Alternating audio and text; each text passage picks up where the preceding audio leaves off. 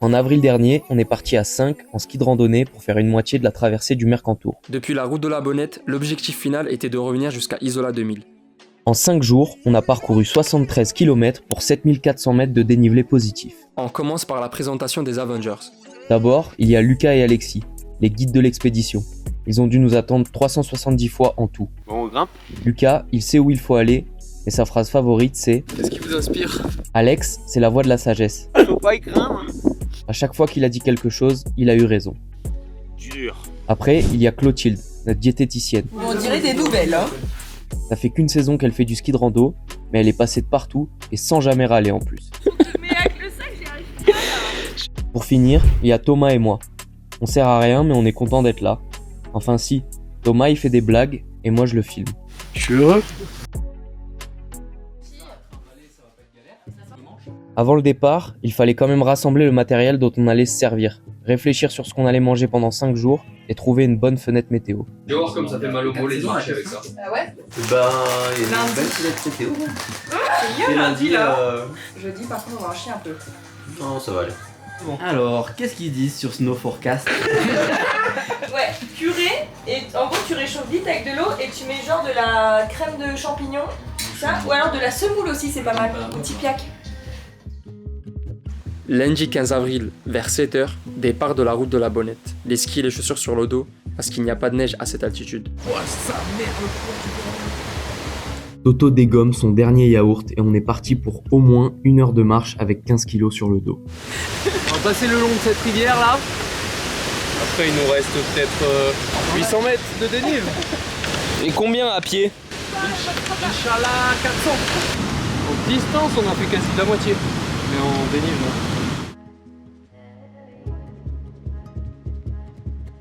On est content de trouver enfin de la neige parce que le dos commence à tirer. On chausse les skis et on part sur nos premières conversions du périple. Au bout du rouleau, je suis tombée 2 fois.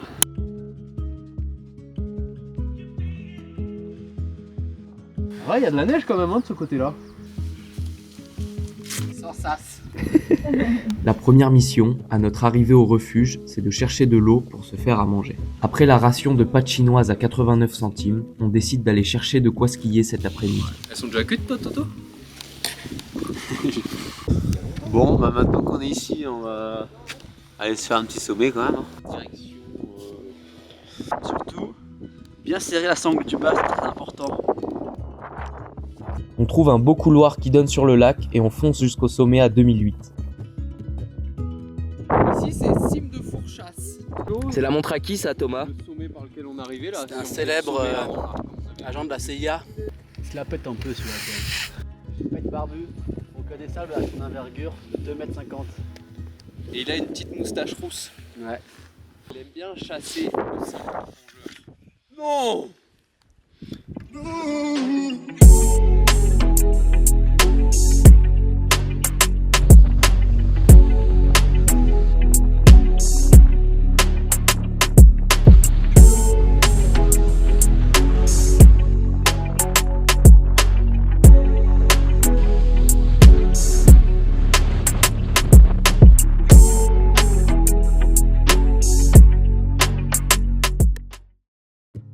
Content de skier malgré une neige un peu lourde, on renfile les pots de phoque et on file vers notre maison du jour.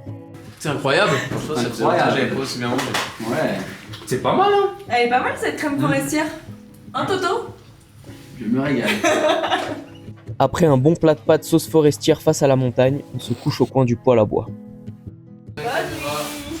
C'est de l'éclairage. Bonne nuit à la caméra. Deuxième jour, réveil 6h30 avec un bon bol de céréales. Nos lutards ici. Dans la gamelle directement. Là, on monte là il y a la brèche. Là on fait descend. 550 de plus. Ouais, à peu près. On descend sur le lac Ténibre et après là, faut qu'on arrive à monter au sommet du Ténibre pour redescendre sur le refuge de Ramos.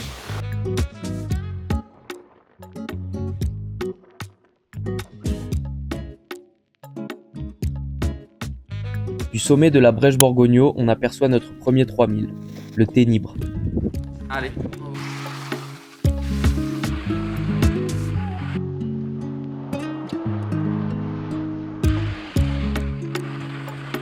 On descend jusqu'au pied de cette belle montagne et on skie pour la première fois avec les sacs à bloc. Mais avec le sac, j'y arrive pas là. Il est léger là. Les chaussures qui te donnent des calbottes avec On enfile les crampons et on avance difficilement à cause des bourrasques de vent qui nous déséquilibrent lors de la montée.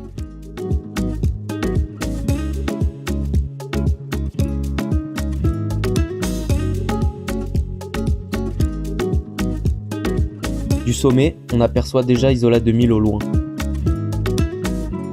De là, il n'y a plus qu'à skier jusqu'à notre deuxième point de chute, le refuge de Rabiance.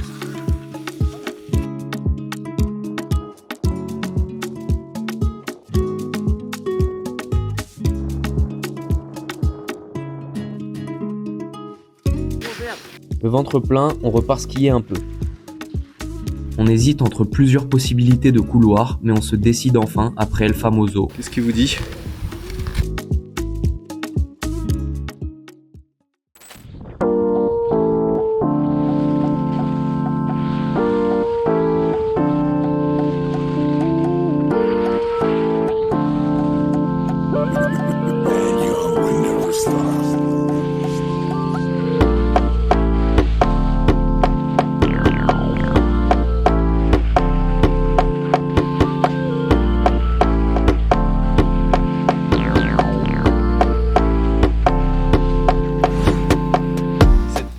Elle était trop stylée là, c'est ce qu'on va faire parce qu'on voyait le lac derrière.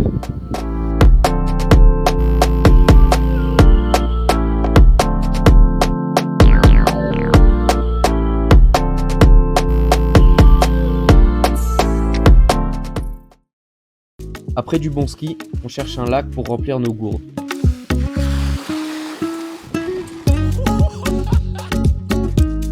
Tu nous as fait peur. Hein. En plus, j'avais les deux skis bloqués serrés.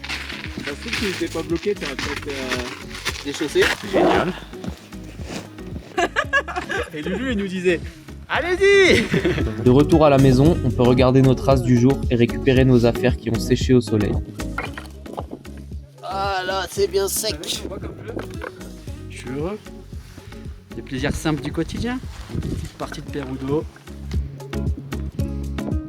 Ouais, il fait plutôt frais. Avec un peu de vent. On profite du poêle à bois pour sécher nos peaux. Regarde les belles décos. On dirait des nouvelles, hein.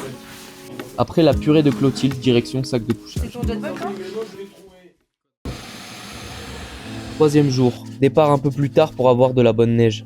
Ça c'est good. Petit déjeuner, un point sur notre itinéraire. Et après Juju il passe devant et il nous emmène dans le mauvais. Et on est reparti. Direction le... Direction, non, on va faire le sommet du Corboran d'abord. Direction le Corboran, notre deuxième 3000. Toto met une plombe à arriver. En fait, il a perdu un crampon et il a gardé à la main pour grimper comme Spider-Man. On s'attaque à la face nord. Et là, ça devient sérieux. On peut vitré, mais. Avec le crampon, on se régale, hein. Tu sens plus le poids du sac, du coup. Bien collé à droite contre le rocher, là. Toute l'équipe est très concentrée, parce qu'ici, si tu tombes, tu rejoins vite le grand Jacques Chirac. Oh sa mère. J'étais tout, les mains détachées.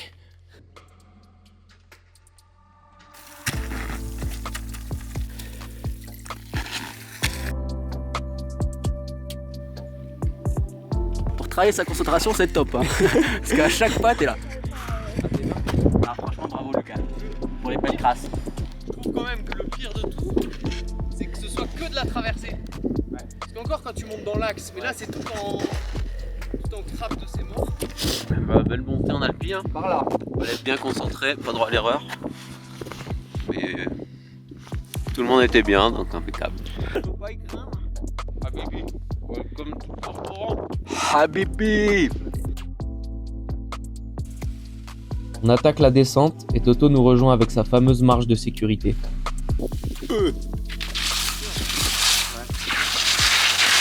Prépare la piste, les gars. Ouais.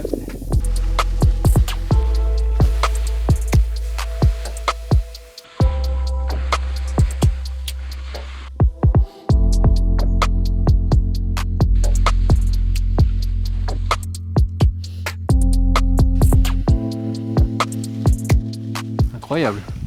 Là au moins on voit, on peut aller chercher un truc là et... Même les vallons en face, Ouais. comme ça, ils sont bien. Ça peut être cool à skier. Et après on va pouvoir skier bas, hein, n'empêche.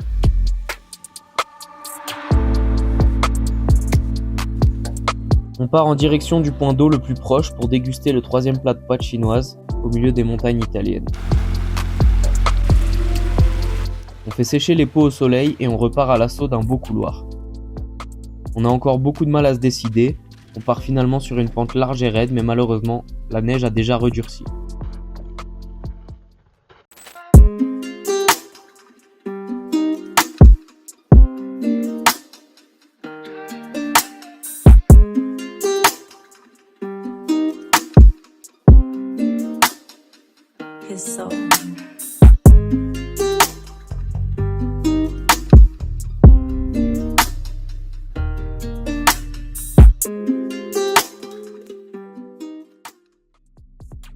On file en direction du refuge du Dahu pour notre 3e nuit.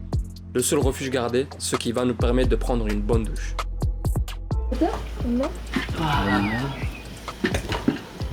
Toute trop humide. Tout propre? Et vous les body? On sent bon, on est propre. Mais bien. Ça fait du bien quand même. Ah oui. L'île dameuse est faite pour damer des mini-pistes. On ressemble un peu à des morts de faim en attendant notre plat. Et Lucas profite de la wifi pour suivre notre parcours. J'ai 4009 de niveau. 46,7 km. Oh là là. Vraiment top, hein, c'est pas de maison. On va rajouter un peu par déjà. Cette sauce au cerf est incroyable. Et Fujo de Dahu. Putain, mais ça va faire du poids en plus dans le sac. Bon, allez, bonne nuit les gars. Demain, on n'oublie pas d'arriver à 6h30. Comme ça, on a le petit déj à 7h. Le gros petit déj. Mais c'est ton sac, hein, Toto. Ah oui, putain, mon sac.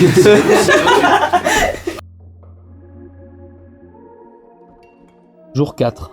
Ce matin, on essaye de partir tôt parce que la neige doit arriver à 11h. On doit marcher un peu avant de pouvoir chausser les skis.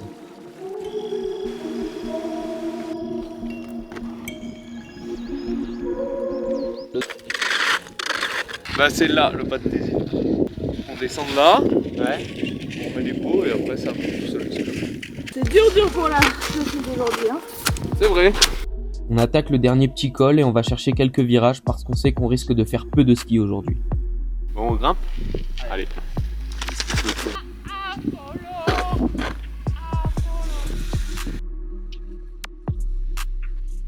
Et nous on s'arrête où du coup? Bah il y a le petit village de Sainte-Anne juste en dessous là. Là c'est que la descente du coup. Ouais, on va faire un stop là-bas et on va voir ce qu'on fait pour cet après-midi. Mais je me sens trop nulle là. Bah t'es nul hein.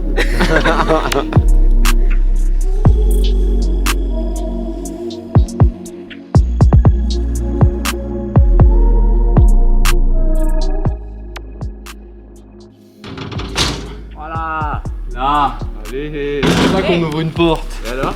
Il y a un lavabo. Il y a un lavabo. Au Malin-Verne, c'est pas non plus pire. Hein. Ah ouais? Mais moi pour moi le Malin-Verne c'est un truc Le truc qui est ouvert, c'est. Il y a pas grand-chose. en plus. Dans notre refuge du jour, on reprend des forces pendant que la neige commence à tomber. On décide de ne pas repartir à cause du temps, mais on prépare quand même quelques bosses pour le lendemain. On commence à être trempé et ça glisse de moins en moins. C'est l'heure d'aller se mettre au chaud.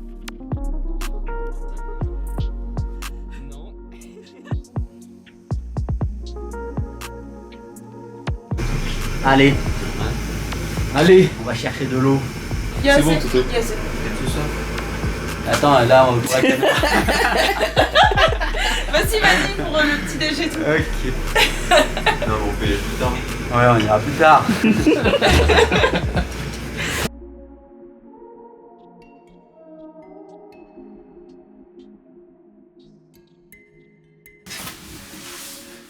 Allez, bonne nuit. Allez, bonne nuit. Attends, on fait. Dernier jour. Il fait froid et c'est pas facile de sortir du sac de couchage. On attaque le dernier petit-déj. Tout doit disparaître. Hein. Fini les restes. Faut skier dans les vallons là. Ouais, faut trouver là où ça a chargé. Oh, une patate douce là. Là, je crois qu'on va aller là-bas. On repère un beau couloir et c'est reparti pour un tour. Je vais faire un petit couloir là-bas, je pense que celui-là est mieux. Hein.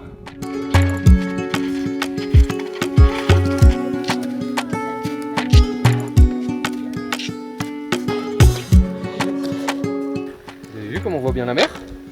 Wow. Ah, c'est citron ça.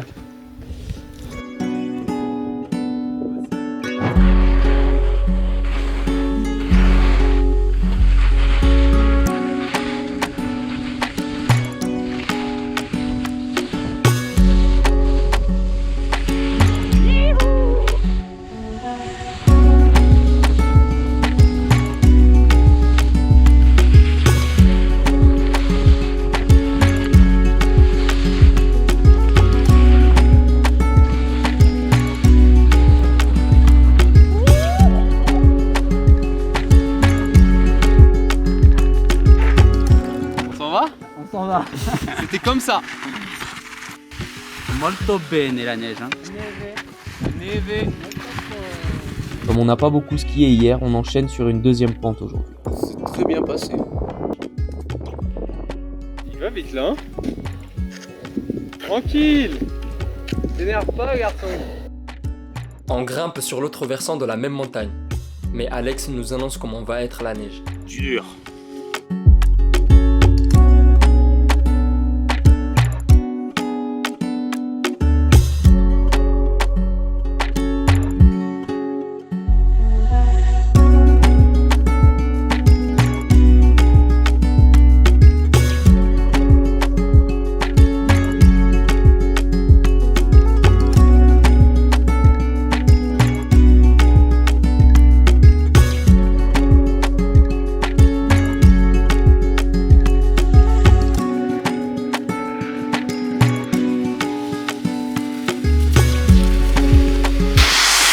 Pas top la fin. Le début était bien. C'était béton, hein. Bah, moi, j'ai fait une petite glissade en bas. Ah. Tu m'as vu, toi, Juju? T'as les cannes qui tirent en plus.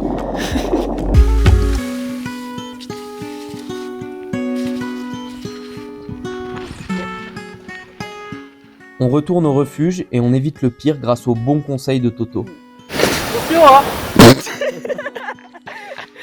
C'est l'heure de tester les bosses qu'on a préparées la veille sous la neige. Tu vois, juste en bas, la tôle, elle est en deux parties.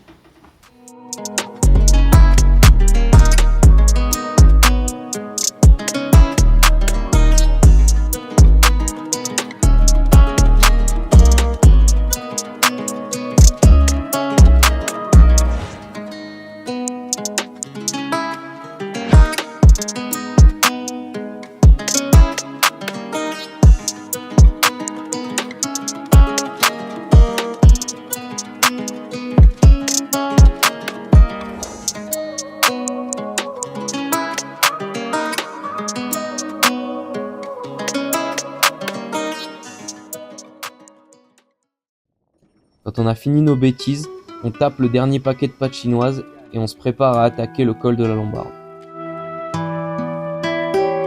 Black Eagle. Tu vois ça? C'est cassé. Finito. Finito, ça dit donc de refuge là. Hein? Même pas de poils. Il n'y a plus qu'à grimper jusqu'à la Lombarde. Et retour vers Kijk. Il n'y a plus qu'à hein. Grimper jusqu'à la Lombarde.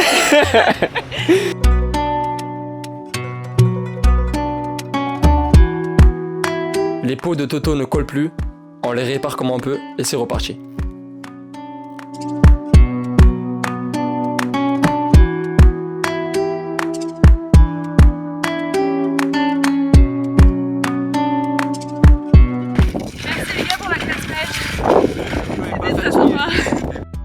Même si Alexis et Lucas auraient voulu repartir sur 2002 D+, on rentre parce qu'il faut pas déconner quand même.